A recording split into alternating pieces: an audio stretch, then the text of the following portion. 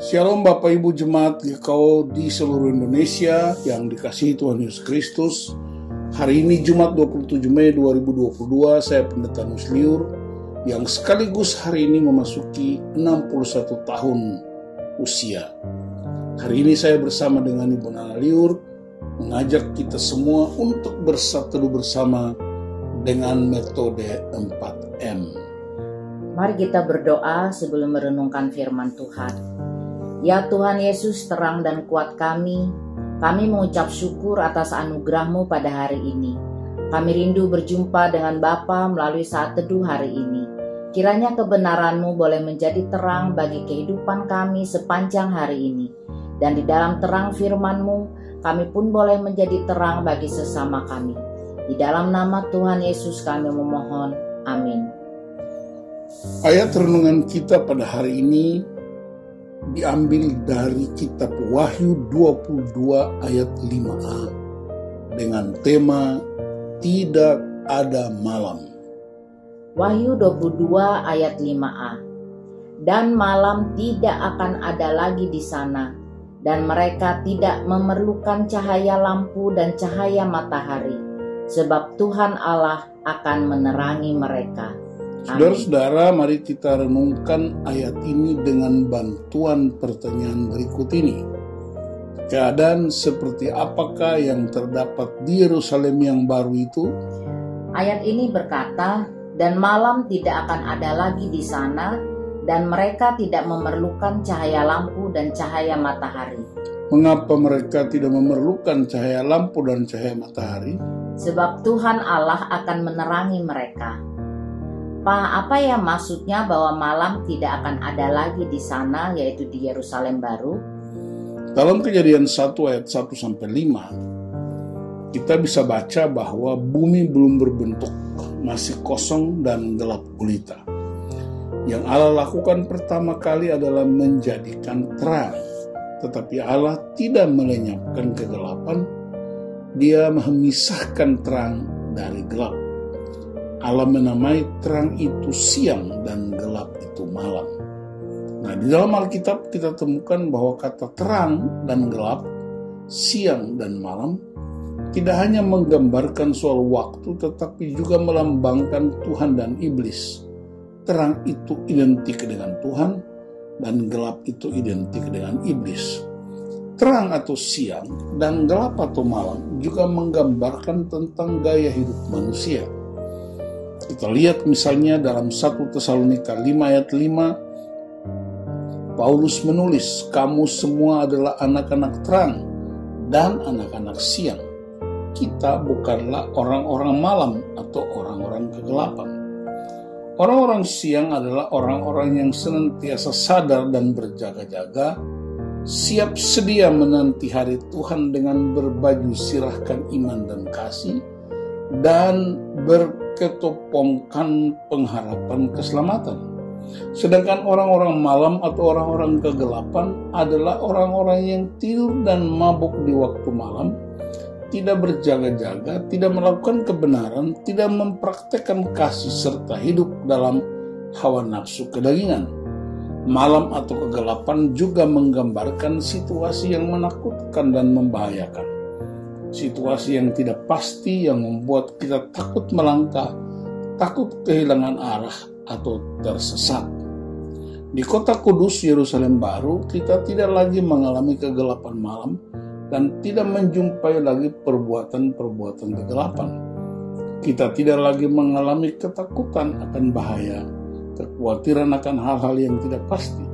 Semuanya hidup dalam terang abadi Allah. Wah, luar biasa janji Allah bagi orang-orang yang menang ya. Tetapi hidup dalam terang Allah itu sebenarnya bisa kita alami di bumi saat ini kan Pak? Ya memang sangat bisa dan memang seharusnya demikian.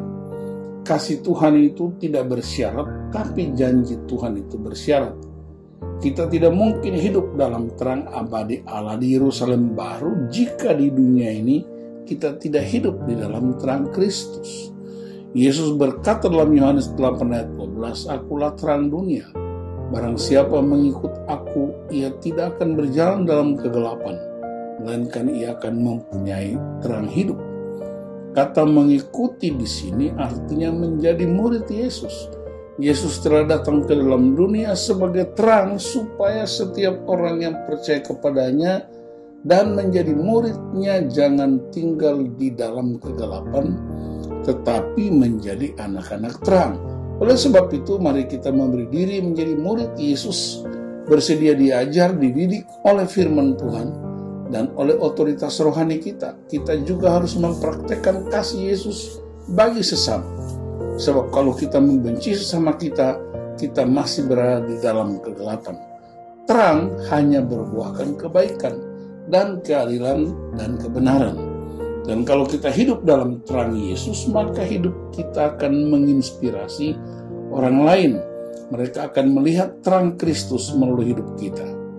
Anda yang bekerja atau berusaha, bekerjalah atau berusahalah dengan rajin, jujur, disiplin, tidak manipulatif, suka menolong rekan kerja, bukan iri hati, lalu menindas dan menyingkirkan mereka.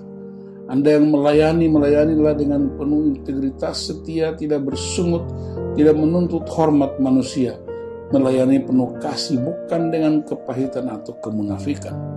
Anda yang masih sekolah, belajarlah dengan sungguh-sungguh, disiplin, taat pada guru dan peraturan sekolah, tidak menyontek, ramah, dan suka menolong teman tanpa membeda-bedakan mereka. Suami mengasihi istri, istri menghormati suami, anak-anak menghormati orang tua.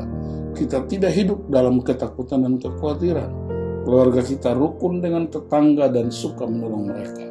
Itulah contoh-contoh cara kita menjadi terang dalam hidup keseharian kita. Wah, saya bersyukur mendengarkan firman Tuhan pada hari ini. Saya percaya dan pegang janji Allah tentang Yerusalem baru yang tidak ada malam atau kegelapan. Di sana saya akan hidup dalam terang Allah yang abadi untuk selama-lamanya. Untuk itu, di bumi ini saya harus hidup di dalam terangnya setiap hari, dengan cara saya melakukan kehendak Bapa seperti yang tertulis di Alkitab. Ketika saya berjalan dalam terang firman Tuhan setiap hari, maka kegelapan, ketakutan, kekhawatiran tidak akan menguasai saya. Haleluya. Puji Tuhan, Roh Kudus menolong kita selalu setelah kita alami firman Tuhan hari ini, kita bagikan kebenaran ini kepada orang lain, agar mereka juga boleh mengalami terang firman Tuhan yang mengubahkan hidup mereka.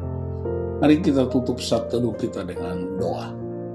Kami bersyukur kepadamu ya Tuhan untuk firman Tuhan hari ini yang menguatkan kami, memberi pengharapan yang baru, terutama tentang janji-janji Tuhan, bahwa kami akan hidup dalam terang abadi Allah selama-lamanya.